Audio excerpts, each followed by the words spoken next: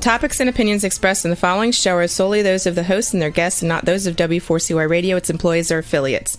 We make no recommendations or endorsements for radio show programs, services, or products mentioned on air or on our web. No liability, explicit or implied, shall be extended to W4CY Radio, its employees, or affiliates. Any questions or comments should be directed to those show hosts. Thank you for choosing W4CY Radio.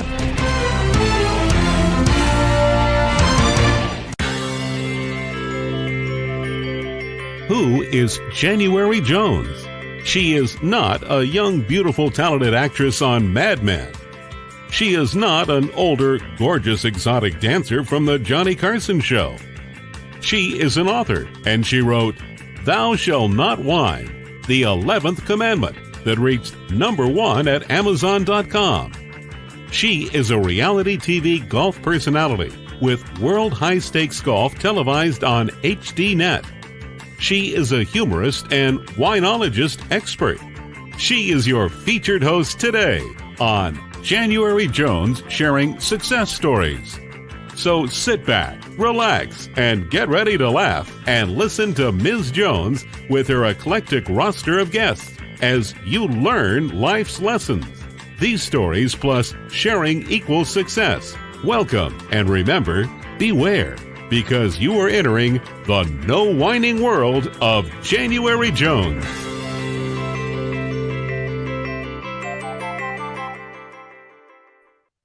Greetings, everyone. I hope you're having a fantastic day. I'm January Jones, and I'd like to welcome you to our podcast. As you know, my new brand is the Glitter Granny. We all wear many hats as we go through life. I'm a wife, a mother, grandmother, sister, friend. But today I'm wearing my white interview hat. The nice thing about hats is they cover up your hair. Now for my listeners, let me ask you a question. Have you ever had difficulties with your elderly parents? Yeah, we all have. Do you know what to do when you're dealing with your parents, no matter what age you are or at what stage of life you are? Do you ever sometimes feel as though that you are the parent now instead of them? Sadly, that does happen to most of us. Would you like to meet someone who has walked the walk and talked the talk in the world of aging parents?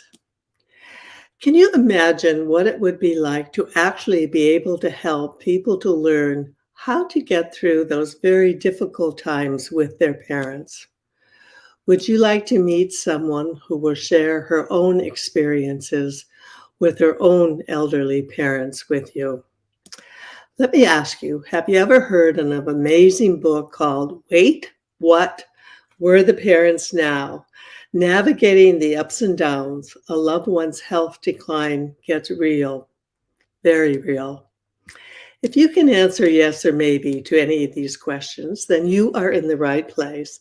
And I'd like to welcome you to January Jones Sharing Success Stories today. So now it's time, rest, relax, go get some wine, get some cheese, and join me in the no wine zone. Let me tell you about my guest today. My guest author targets the joys and challenges dealing with elderly parents. Her fourth book, Wait, What? Were the Parents Now? Draws on her own experiences as roles reversed as her parents, Irv and Shirley Schechter, aged. Our parents are living longer, that's a fact. Very few of us leave the world old mentally. She includes stories from some 35 contributors, mostly from friends and people who became friends from the Quincy, Illinois area and beyond. It's my pleasure to welcome back to the show again my dear friend, Bobbe White. Hi, Bobbe. How are you doing today, dear? Doing well. Thanks, January. Oh, I can't tell you how much Leaf and I have enjoyed your book. It's been a delight. It's been quite a revelation to us. and we, you still can teach old dogs some new tricks. We've learned so much from you.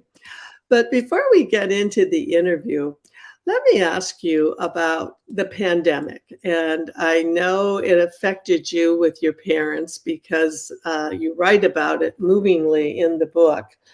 But in general, give us your viewpoint of how the pandemic affected your personal life, your parents, and your career. How did it affect that?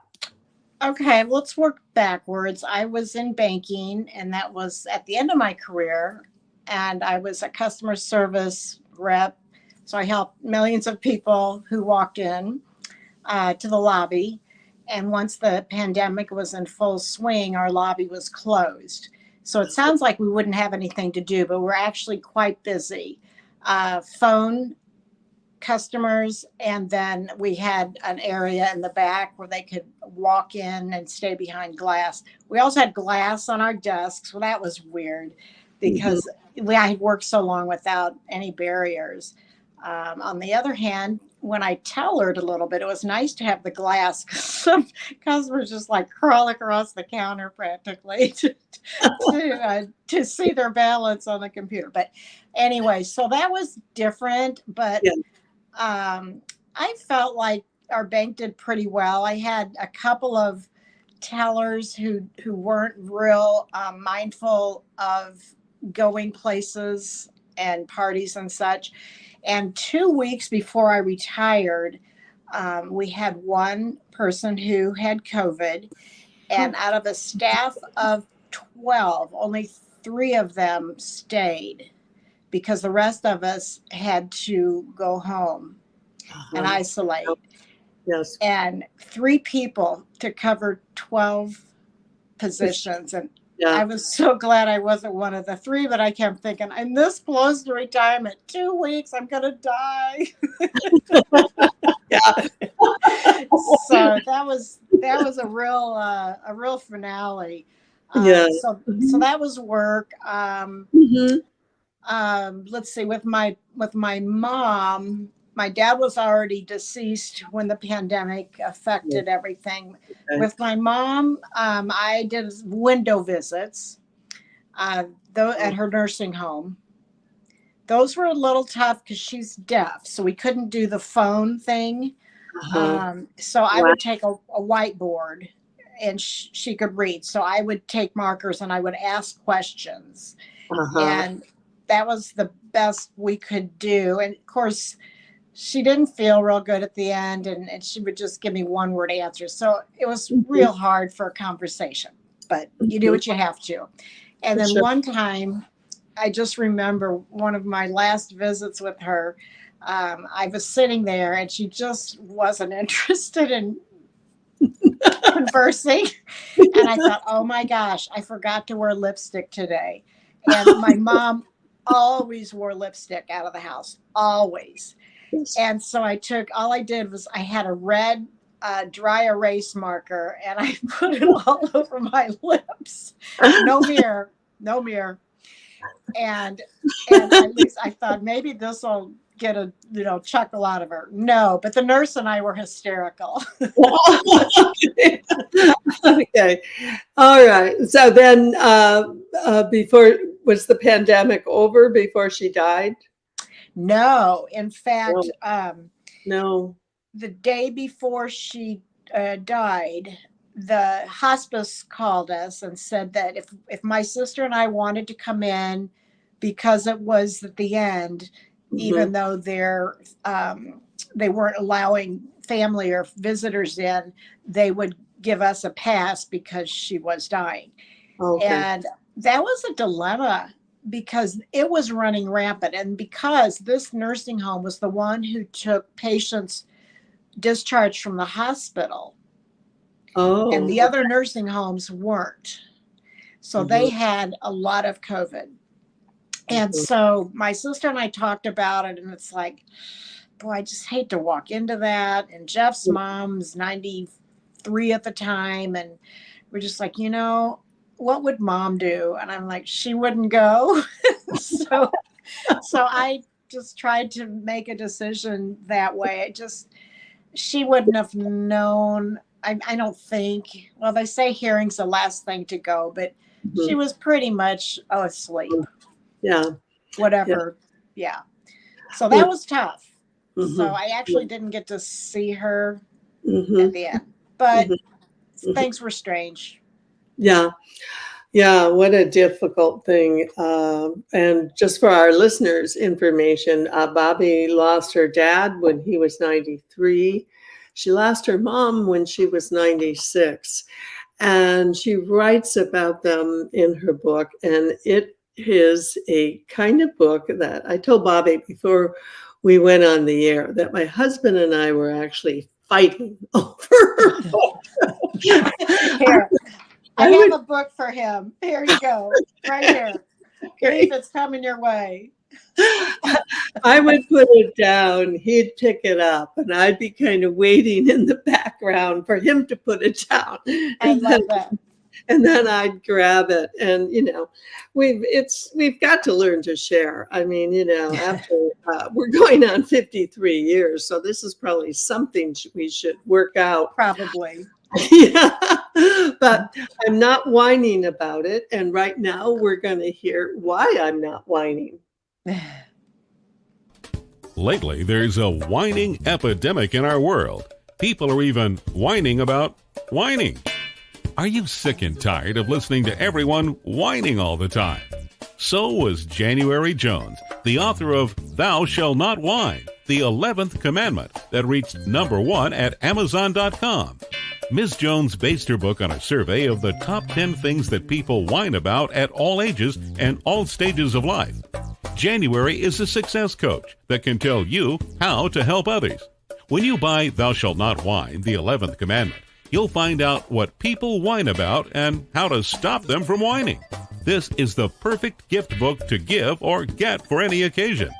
Thou Shalt Not Whine was voted the best gift to be given anonymously for those special people in your life. Ms. Jones is an internationally known author in the style of Irma Bombeck, specializing in housewife humor with her book being published in Korea and China. You can find Thou Shalt Not Whine at Amazon.com. Welcome back with my friend, humorous extraordinaire, Bobbe White.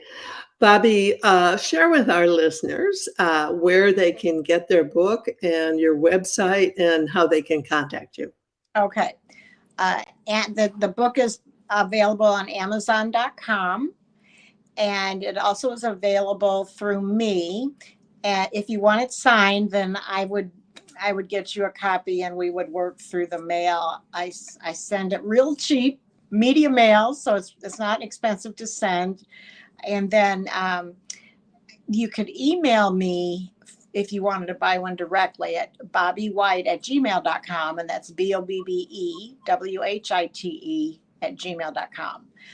My website is Bobbe White Speaks, because I speak through books, but I also speak on the stage as a professional speaker. So it's bobbewhitespeaks.com. Okay, wonderful information. And I hope our listeners will follow up on that. How many books have you written now, Bobbe?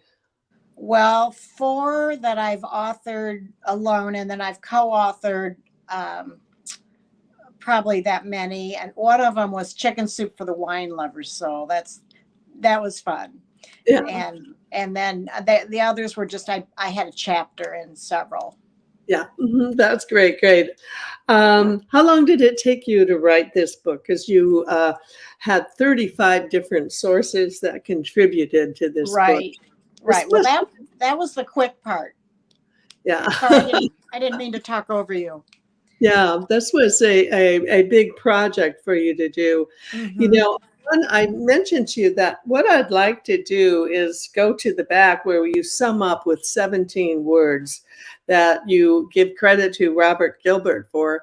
And these words are just trigger words for people who are dealing with elderly parents or people like myself who has become an elderly parent. And I'd like to talk about these words and then have you give us your thoughts or an example of when you had to use these words. The first word is act. Act like the adult that you are. Oh, wow. Now, this is good advice for the parent and for the caretaker. What's your thoughts on act?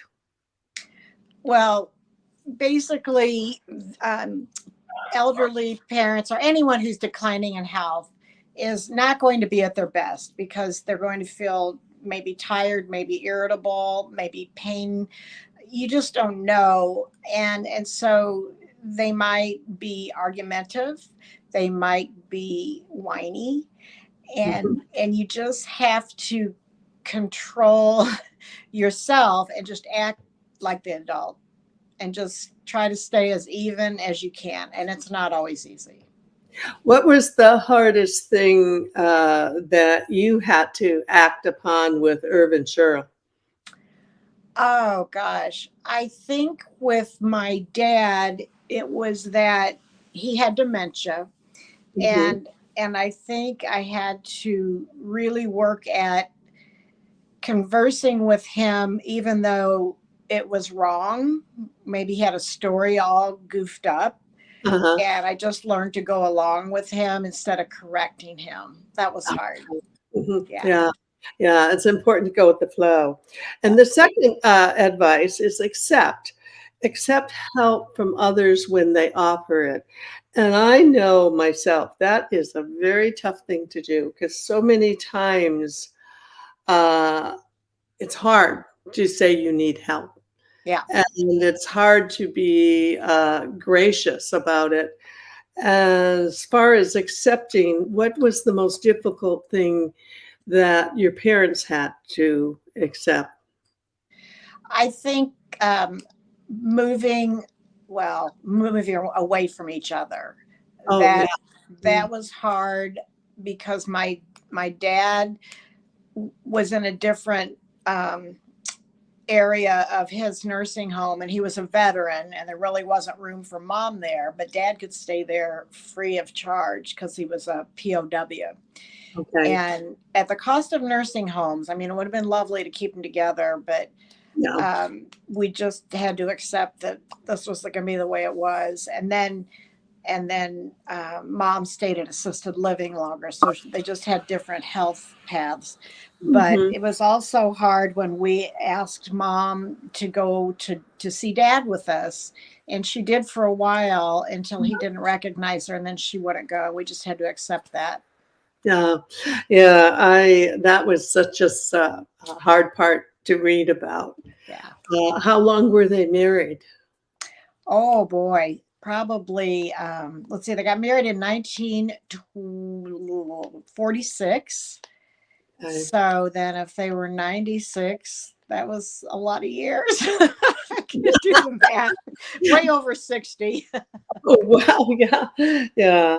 And it sounds like in general, they had a pretty wonderful life together, didn't they? They really did. I mean, they worked together their entire work life. My parents had sold shoes. They had shoe stores. Uh-huh. And by the way, I bought my first pair of shoes at age 34 when he went out of business. And I Okay. had and I had to pay full price at that point. So, but anyway, they did shoes, they did clothing, and then they retired in 1989. And what they had always wanted to do was go to Florida, and Uh-huh. they lived there 6 months, and then they would come back to the Midwest for 6 months. Okay. So until things started changing, but that was their goal, is to retire and go to Florida part of the year. Yeah. Yeah, we're now in Florida. This is our 2 years now that we've been here. We were in California for over 40 years. Then we retired to Arizona, Right. and we were up in the mountains, and it was this wonderful, I called it the enchanted forest. However, we were at an elevation of 5,000, and all of a sudden I had trouble breathing. Oh, And the pulmonologist said, "Hey, kiddo, you better get down to sea level." yeah. And we were lucky because our daughter was here in Sarasota. So that Nice. was an easy decision for us and very happy here. Okay, number 3 is believe. Believe in your decisions, gather adequate information to make the right decision. Loved ones may need help cutting through the clutter of information. That is overwhelming sometimes, isn't it? Just to sort things out. It really is. Yeah. So we were lucky because one of my best childhood friends, her dad was our physician his whole life, and she has her BSN of nursing, bachelor's in nursing, and Hmm. she worked in elder care basically, and she was so helpful because she could answer those questions that we didn't have any idea what the answer was or what to even ask. And so yeah, that was good. That's hard. Yeah. Yeah. Hmm. Yeah. Number 4, care for your loved ones like you would care for your children. And that one comment that your daughter made, the one about you wouldn't let us do that if we were 5 years old.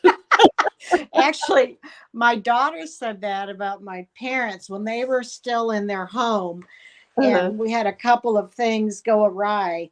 My daughter wasn't living here, so we talked by phone, and she'd say, "How's Granny and Grampy doing?" I'm like, "Well, they left the stove on and they burnt their dinner, and it's just like two 5-year-olds in a condo."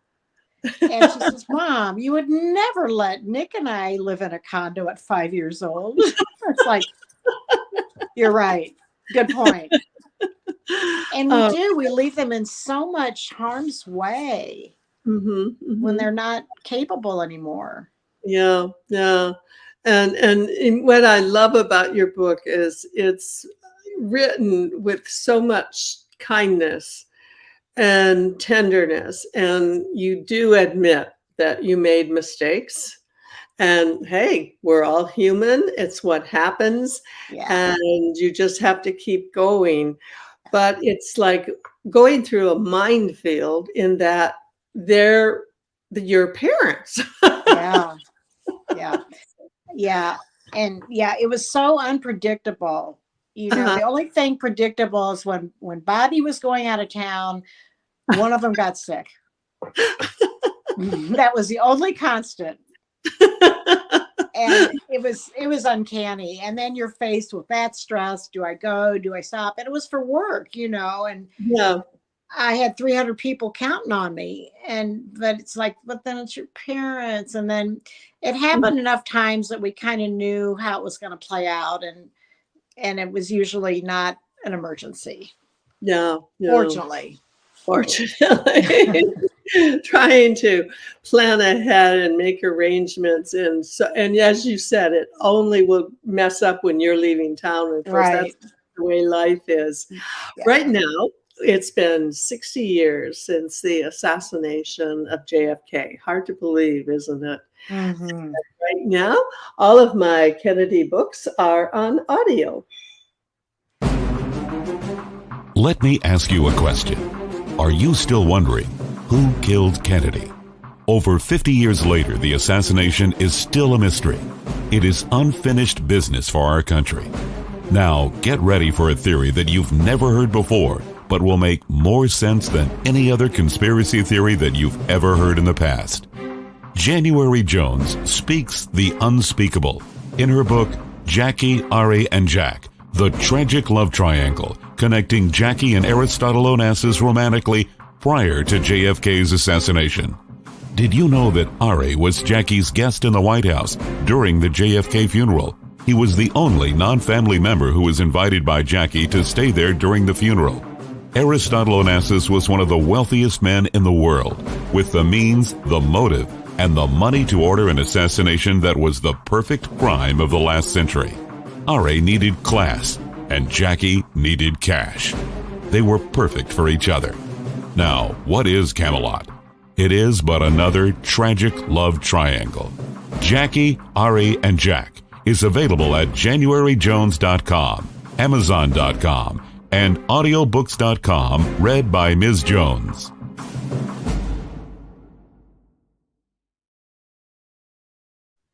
Welcome back. We're here with humorist Bobbe White and her wonderful book, Wait, What? We're the Parents Now.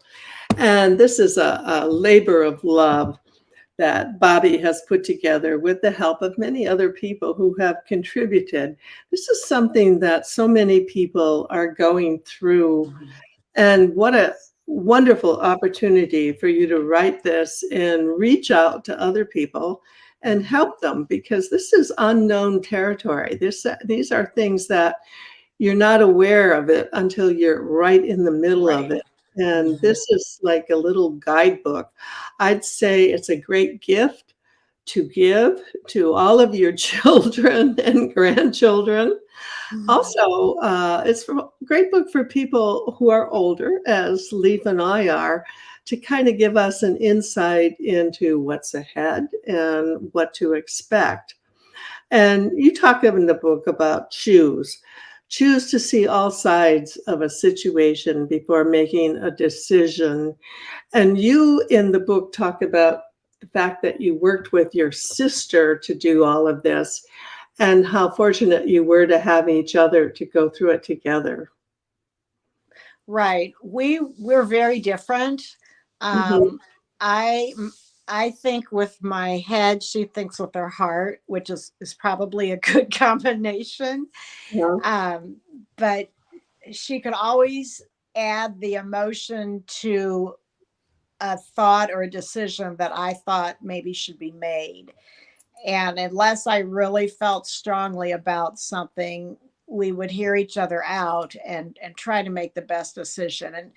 And I finally realized that when faced with probably the biggest decision of our parents, our elderly friends or relatives, is taking those car keys away. Oh. That has to be number one. I Uh-huh. hear it over and over again. And I just we just had I just had to put my foot down. I do think she came along as well, but she was like, "Oh, but then they feel so dependent." It's like it's better than dead people that he Yeah. hits, And so, and then when it was time to go in the nursing home, it's like she's graduated from assisted living. We don't have any more options unless she can move in with you. Well, no, that wasn't a good option. And it's like, Uh-huh. we just have to do it. Yeah. Yeah. It's neat that you had someone to go through that with you. And also, interestingly enough, I thought it was fascinating that your husband, Jeff, also, his parents were alive. And you are probably the only person I know in the world who had four parents alive. I mean, my parents died, gosh, when I was in my 40s. So I Yeah. never had to go through anything like this. Hmm. For you to have to do it with your parents and also Jeff's parents at the Yeah. same time. Wow. Yeah. Well, we decided to divide and conquer. He has five siblings, Oh. and so that there wasn't any room for me in that, and that's fine. So I took care of mine, he took care of his, and then one night he came home and he said we should write a book. Wow. And the interesting thing when you said not many people have four parents, and go on to say at our ages, so we were 60 and over, Mhm. and it was just unusual. Now Jeff's mom is still living, and she's going to be 96 in October. Wow. Wow. Yeah. Yeah, that's amazing. You're one of the few people I know, but the way things are going, this is probably going to be happening more and more. Hmm. Because longevity and wonderful healthcare. My husband's a veteran, and he, I have to say, has been benefit of wonderful VA Hmm. services that Absolutely. they've been wonderful to help us through all of his medical situations. It was very fortunate, and more people are living older and older. It's a fact of life. Absolutely. Yeah, and then you address change and you say, change your mind. It's allowed, and sometimes it's very necessary. And that is a very difficult thing to do, isn't it? It is. And the one incident that will always be top of mind for me is after we did take dad's keys away, we still went another 3 months, and he drove. And Oh, then he had a head-on collision. Nobody was hurt terribly, but wow. then we asked the car repair shop, don't give him a loaner. Please don't give him a loaner. He doesn't need it. Well, eventually his car got fixed and it was totaled, but they were able to fix it. And you know how when something happens and then time goes by and it's like, oh, okay, he's driving. I'm sure it'll be fine. Well, an article came out in our newspaper in 3 months later while he was driving again, and it recognized the belt of the year award, seatbelt, that was used in the worst accident of the previous year, and this one woman won it. It was a trophy, and just the police recognized her. Saved by the Belt, that's what it was called. Okay. Mm-hmm. And at the end of the article, it cited an 87-year-old man was ticketed for improper lane usage, and I'm like, oh my gosh, that's Dad.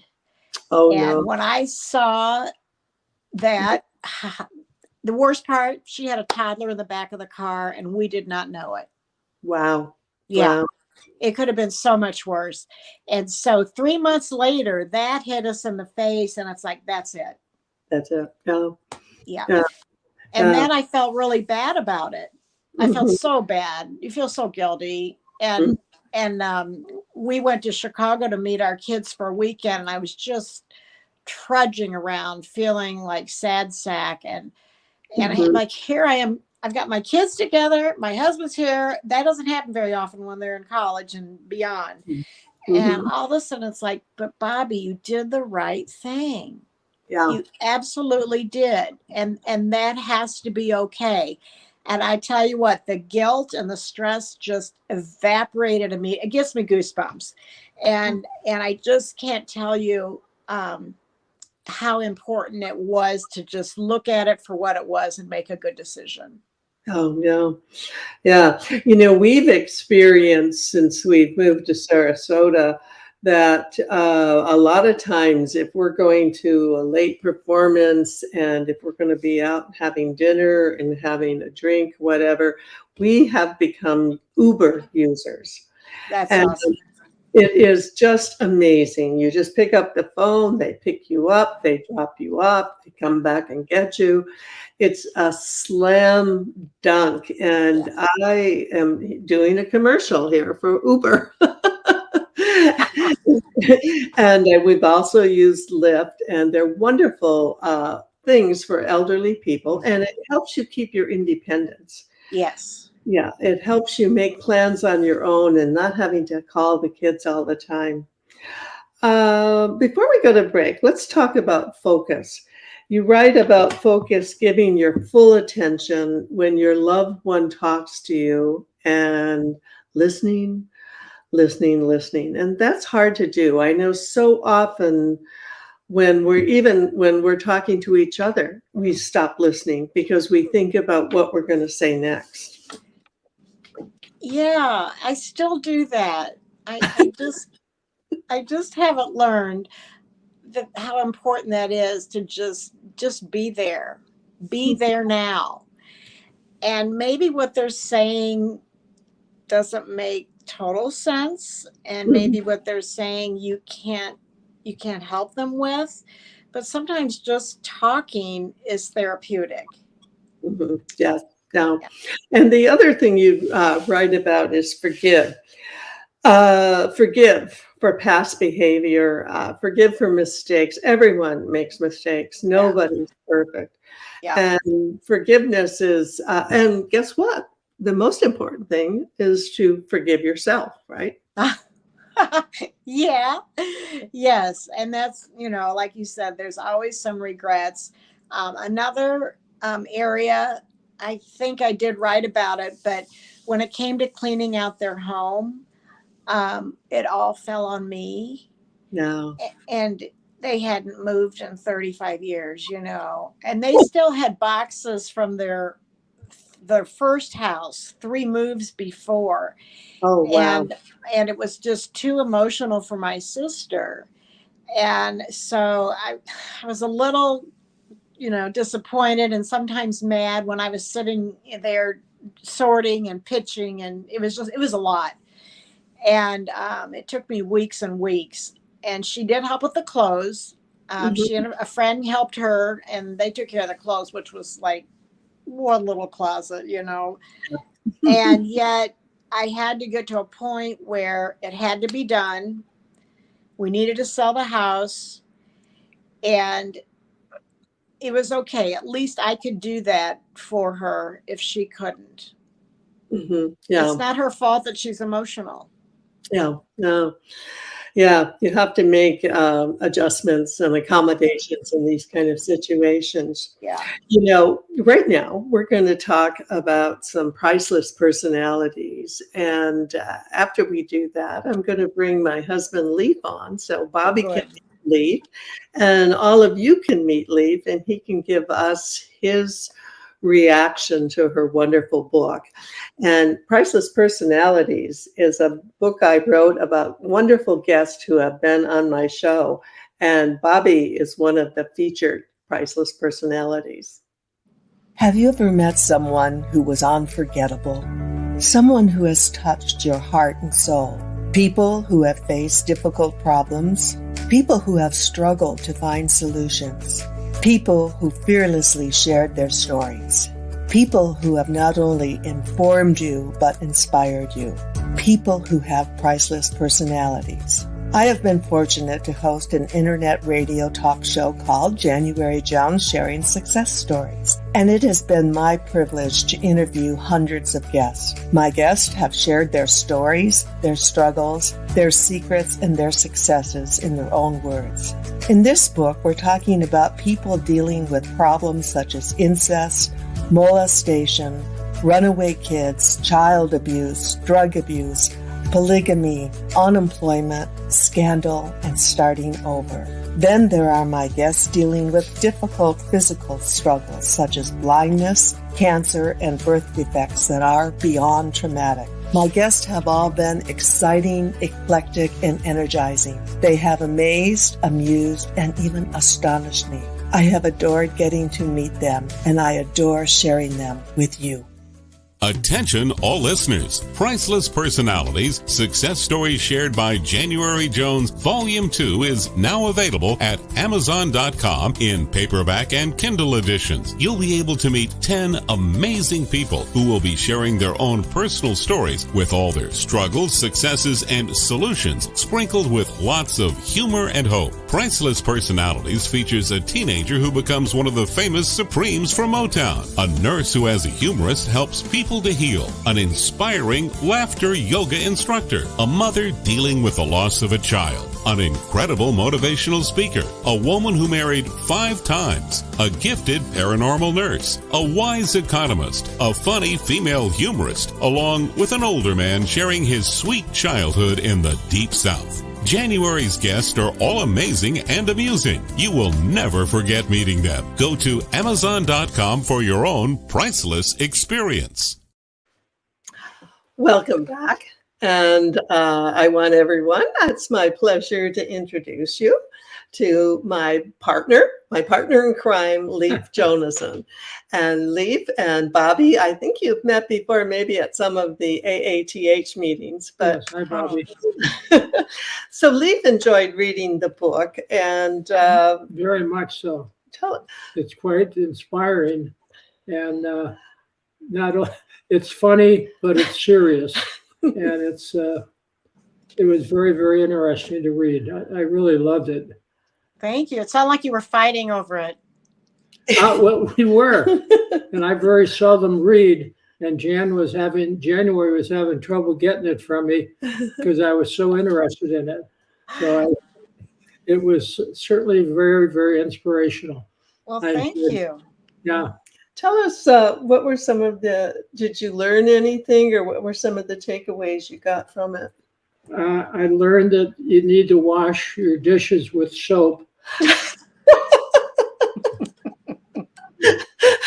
We had been not doing that, or I do dishes, she does the cooking, and I was cheating, and we so now have a soap dish for doing the dishes, so we're not going to die from bacteria from not washing the dishes, sounds minor, but it really isn't.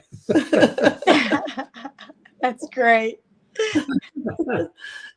So did it change any of your thoughts about our aging together or apart or whatever? What are your thoughts? It's still a nice mystery.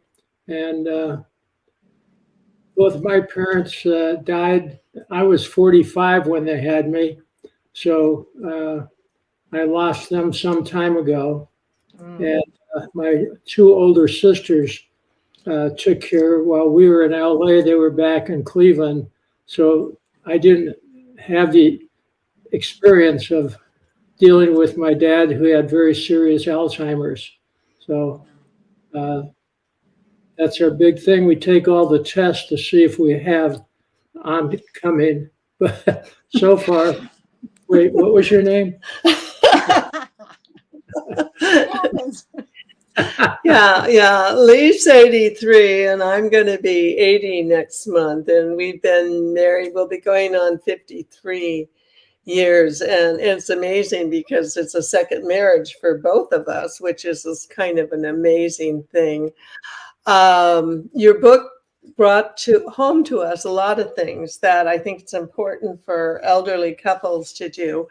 And one of the things we have done, and I would suggest you do it, it's a very difficult thing to do, but we met a wonderful lady at our group with the disabled veterans, and she works for one of the local mortuaries, a funeral home.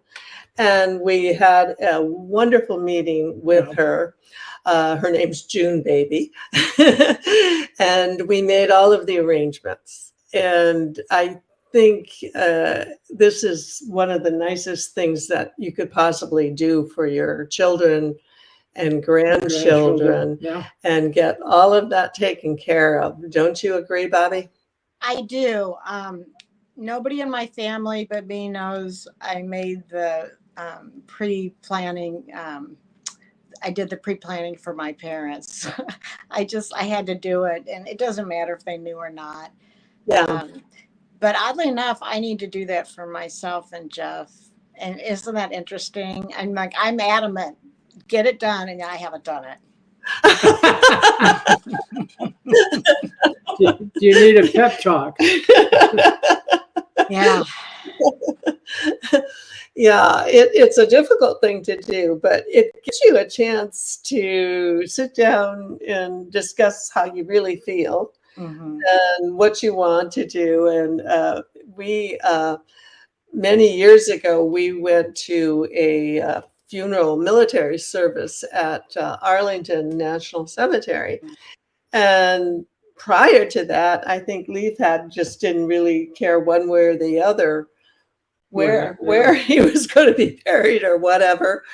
But then after that service, it was so impressive that he decided that he wants to be buried at Arlington. And I asked him why, and share with Bobby your thoughts. I thought if the grandchildren are around and the kids, it would be a wonderful experience for them to come to that funeral at Arlington, because it is a special place. Oh, it is. Yeah. And in order to be buried there, you have to have either Purple Heart or bronze or silver or gold star medal. And Leith has 2 Purple Hearts and a Bronze Star, so he definitely can be buried there. Yeah. And, it brings you in touch with reality and how you want to be remembered. Right. It's a hard thing to do when you don't have any insight as to what your parents would like, isn't it? Well, right. And my parents, we didn't say the D word in our house. Nobody wanted to talk about it. And so I remember when I tried and I said, so Dad, what kind of funeral do you want? And he said, oh, just the usual stuff. Okay. All right, there you go. And I did ask him, do you want to be buried in, oh, that's terrible. Do you want to be buried in the veterans cemetery, because he was a two Purple Hearts and a Bronze Star medal to Bronze Star. Good. Yeah, coincidental. But anyway, I said, did you want to be buried in that cemetery or the Jewish cemetery? And he chose the Jewish cemetery. So that was the only decision I had from them. Oh, okay. No. So he did not want to pick out the food for at the post burial. No. No, we just picked our favorite restaurant. And when we walked in, it was just our family, and our families aren't there that big. So when we walked in, Mom was already there, seated at the head of the table, and she said to me, "Give Dad the bill." I know, and she was really pretty good then, and I don't know if she was joking. I hope she was joking, but she had a little twinkle in her eye. Yeah. And I just thought that was fantastic. I said, well, if they have patience to wait, we will give Dad the bill. Brilliant, brilliant. Well, I know we had a big discussion about the different casseroles that your favorite foods to take. Yeah. After the burial gathering. Yep. Everybody has funeral food in their home. Yeah, I know. And Leaf was saying, well, what do you take? And I'm thinking, oh my gosh, I don't cook anymore. The microwave oven doesn't count? No, well, for me it does, but for most people it doesn't. So, I'm definitely, isn't that the Jewish joke about calling up and ordering instead of preparing dinner? Yeah. That's right. Probably what I would do for sure. Well, I had a friend bring a package of toilet paper by my house when my dad died, and the card said "for tears and other things." Oh. And I mean, we knew each other pretty well. You couldn't do that for everybody, but the brilliance of that is, especially if you have family out of town and now they all are coming in, who has toilet paper? Nobody does. You have to go to the store. Last place you want to go, last place you want to see people. And we gave it to and passed it along and gave it to a friend. And she stood on her porch and she said, "How did you know?" Oh, awesome. Well, it's time to close. And I want to thank both of you, two of my favorite people, to have you with me on the show. My upcoming guests will all be exciting, eclectic, and energizing, just like Bobbe and Leaf. And I'm going to interject here. One of the other nice things about the book is you got to maintain your sense of humor as long as you possibly can. That's my favorite chapter. Yes. Very nicely done. Thank you. Thanks. Thank you for sharing the No Whine Zone with us today. And remember, stop whining, start smiling, and then start laughing with these people like these two. And if that doesn't work, then you can just start eating chocolate, lots and lots of chocolate. Take care and stay safe until we meet again. Thank you, Bobbe and Leaf. Thank you. Bobbe. Bye. Bye-bye. We want to thank you for listening to January Jones Sharing Success Stories. Always remember Ms. Jones' personal mantra, if you can think it, you can do it. That's what all of our guests have done with their lives, and so can you. You are the ultimate success coach in your own life. All you need to do will be to start sharing your own story with your family and friends. We hope that our guest stories will encourage you to explore an equation in your future that will combine your creativity plus connecting with others will enable you to be successful too. Always remember, your passion plus your purpose will equal prosperity as you explore the wonderful world of January Jones.